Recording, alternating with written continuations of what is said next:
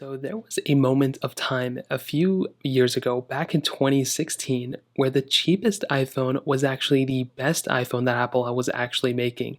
Now, this is completely opposite in this day and age, mostly because Apple makes, several different iPhones, and their cheapest iPhone necessarily isn't the best one.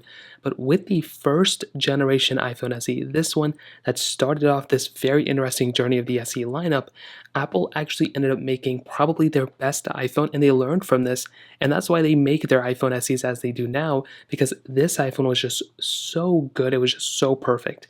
Now, to bring you up to speed with the 2016 iPhone, Apple was selling two different devices. They were selling the iPhone 6s, and they were also selling the iPhone 6s Plus at that time. I think they were selling some other iPhone too, but essentially these were the flagships.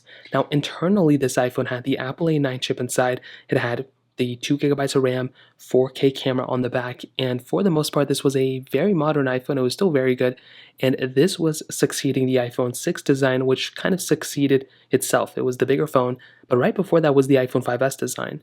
That was a 2014 device that pretty much got discontinued in 2014. It started in 2013 though, with the iPhone SE first generation, and this iPhone in and of itself was succeeding pretty much the iPhone 5C at that time, which was the cheaper option Apple made, which they discontinued for a while too.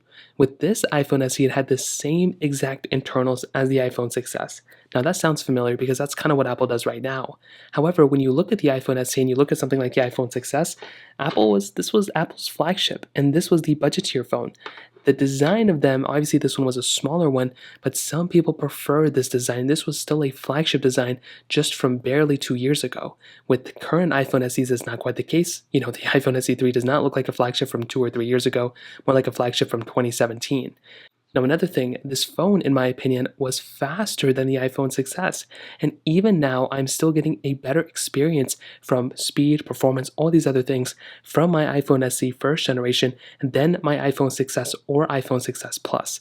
This budget phone of 2016 actually ended up becoming a better phone, in my opinion, than the iPhone 6s and 6s Plus, and I've owned like several different 6s, several different 6s Pluses, and this is still a better performing phone than those ones on every single version of software that I ran on it.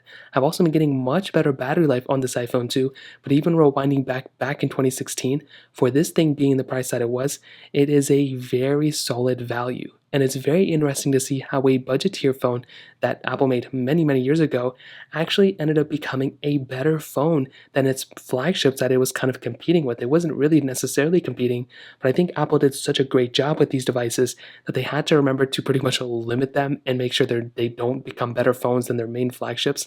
And I think that's exactly what Apple does with the and I think that's what Apple's main reasoning was with the first generation iPhone SE, in my opinion, and their next subsequent iPhone SEs. So I love this iPhone, and I think this is still a very legendary phone. It's sad it's not going to be getting the next couple versions of software, but I still think this is a very legendary phone as well. So that kind of covers it up. If you have any other thoughts or questions, please let me know in the comment section below. Hit the like button, that would mean so much, but definitely hit that subscribe button. More importantly than everything else, I love every single one of you guys. Hopefully I'll catch you guys in the next video. Peace out till then.